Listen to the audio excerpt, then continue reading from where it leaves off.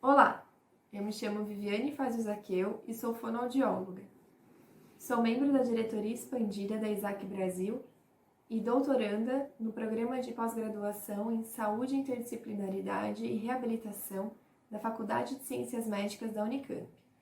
Também atuo em clínicas e em hospitais em Campinas e São Paulo.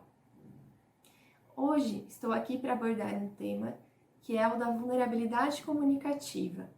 Muitas vezes, quando nós atuamos em hospitais, encontramos pacientes que, por dificuldades de origem neurológica, como no caso de pacientes que têm AVC, mecânicas, como no caso de pacientes que precisam utilizar a ventilação mecânica, ou psicogênicas, como no caso de depressões muito acentuadas, não conseguem se comunicar através da fala.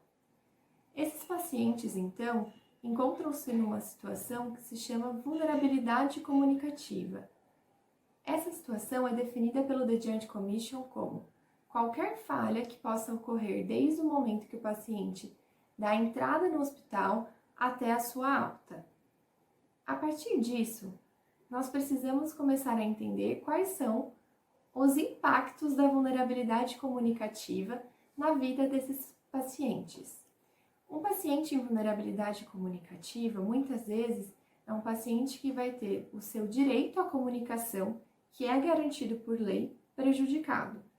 E também, a partir de outros estudos, tem-se que esses mesmos pacientes podem ficar mais tempo hospitalizados, terem mais necessidade de uso de medicamentos e sedação e ainda dar mais custos ao hospital. Esse grupo pode ser auxiliado a partir do uso da comunicação suplementar alternativa. E para isso, Costello e Santiago, que são pesquisadores dos Estados Unidos, definiram, ainda que para a população pediátrica, grupos específicos de candidatos ao uso de comunicação alternativa no ambiente hospitalar. Esses grupos são pacientes vulneráveis na base de referência, que são aquelas pessoas que já entram no hospital com uma dificuldade prévia, como, por exemplo, um paciente com paralisia cerebral. Pacientes de vulnerabilidade comunicativa de início agudo, que são aqueles que, como eu disse previamente, por um AVC, por exemplo, deixam de falar durante a internação. Pessoas com diferenças linguísticas e culturais, como, por exemplo, pacientes que vêm de outro país e que não falam a língua daquele local que estão. Ou ainda, grupo de risco, como pessoas que farão uma cirurgia de remoção de laringe ou cuidados paliativos. Nesse momento, temos lidado com a pandemia do Covid-19. E sabe-se que muitas vezes o paciente hospitalizado por Covid-19 necessita do uso da ventilação mecânica. A partir disso, podemos dizer que as pessoas com Covid-19 acabam por muitas vezes se encontrar na situação de comunicadores vulneráveis.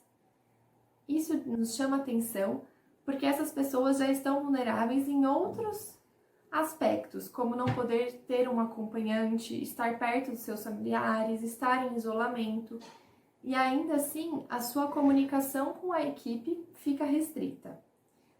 A gente já conversou sobre o impacto que isso pode trazer para o paciente, mas isso também pode ser difícil para a equipe, que muitas vezes se sente frustrada por não conseguir auxiliar esse paciente e não conseguir dar para ele o cuidado que ele necessita naquele momento. Os pacientes ainda relatam muitas vezes que eles não se sentem parte do seu tratamento e não conseguem tomar decisões sobre aquilo que vai ser feito com eles, o que nos chama a atenção para a importância de realmente olhar para essas pessoas e fornecer uma possibilidade de comunicação nesse momento. Por isso, aqui no site da Com Acesso, vocês podem encontrar algumas pranchas que podem ser utilizadas com pacientes hospitalizados, inclusive que foram pensadas na população com Covid-19. Além disso, é importante a gente pensar que, para trabalhar com a população em situação de comunicação vulnerável, a gente precisa primeiro conhecer melhor esses pacientes. a partir, por exemplo, do entendimento de como eles se encontram. Esse paciente tem como mexer alguma parte do corpo? Esse paciente consegue piscar? Ele consegue compreender o que eu digo? É um paciente que acabou de sair de uma sedação ou é um paciente que já está bem acordado? Tudo isso faz diferença na hora da nossa atuação. Além disso, eu preciso saber o que esse paciente normalmente gostaria de se comunicar. Na minha defesa de mestrado, eu encontrei mais de 20 tópicos de interesses de pacientes hospitalizados, que iam desde as necessidades básicas até mesmo falar sobre o que está acontecendo com os animais em casa. Tudo isso é importante, porque mostra que o repertório pode ser muito maior do que aquele que a gente imagina. Também nós precisamos entender quais são as demandas dos parceiros de comunicação dessas pessoas. O que aquela equipe precisa para se comunicar com esse paciente? O quanto é possível? Como eu preciso adaptar o meu material para que esse paciente possa ter acesso sem que ele seja um risco de contaminação? Quando nós trabalhamos no contexto hospitalar, é necessário adaptar a prancha de comunicação alternativa às regras definidas pela CCIH de cada hospital. Bom, por fim, precisamos entender também quais são os recursos que estão disponíveis a esse paciente. Ele usa óculos?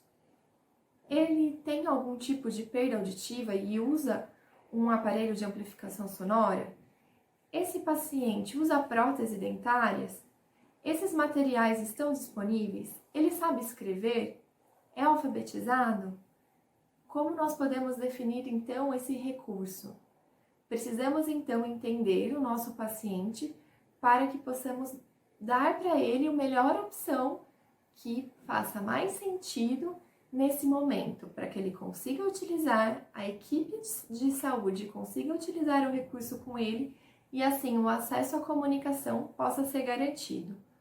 Esse foi o nosso vídeo sobre comunicação vulnerável e eu espero que possa ajudá-los nesse momento tão difícil que nós nos encontramos.